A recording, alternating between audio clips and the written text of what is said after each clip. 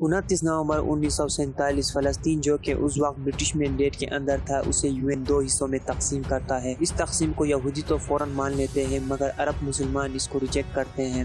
اس تقسیم میں 2 خامیاں تھیں۔ پہلی خامی یہ تھی کہ جو 5 لاکھ یہودی تھے فلسطین میں ان کو 55% زمین دی گئی تھی جبکہ 12 لاکھ مسلمانوں کو صرف 45% زمین دی گئی تھی۔ دوسری خامی تھی تقسیم کا طریقہ۔ ایک فلسطینی مسلمان کو اپنے ہی ملک جانے کے لیے بار بار اسرائیل سے ہو کے گزرنا پڑتا تھا۔ اس پارٹیشن کے اناؤنس ہونے کے فوراً بعد مسلمانوں اور یہودیوں کے بیچ دنگوں میں اضافہ ہونے لگا۔ ان دنگوں میں یہودیوں کا پلڑا بھاری تھا کیونکہ یہودیوں کے پاس بن گوریون جیسے کمانڈر تھے جو کہ ان کی قیادت کر رہے تھے۔ دوسری طرف مسلمانوں کے پاس کوئی ایسا بڑا لیڈر نہیں تھا۔ جب 14 مئی 1948 کو برٹش فورسز نے فلسطین کو چھوڑ کر چلے گئے تو اسرائیل نے آزادی کا اعلان کیا۔ آزادی کے اعلان کے فوراً بعد مصر، عراق، شام، اردن اور لبنان نے مل کر اسرائیل کے اوپر حملہ کیا۔ شروعات میں تو عرب ملکوں کا پلڑا بھاری تھا مگر جب امریکہ نے ویپن امبارگو لگایا جنگ میں شریک تمام ممالک پر تو کسی ملک نے بھی عرب ممالک کو ہتھیار فروخت نہیں کیا۔ جولائی 1949 آتے آتے ان ملکوں کے پاس ہتھیاروں کی شدید کمی ہونے لگی۔ دوسری طرف فرانس چوری چھپے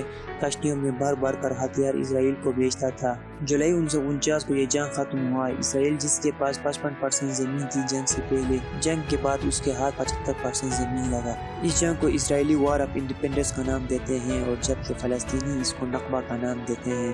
نقبہ کے معنی ہے آفت، تباہی۔ اس جنگ میں 7 لاکھ کے قریب فلسطینی بے گھر ہوئے اور بہت سے مارے گئے۔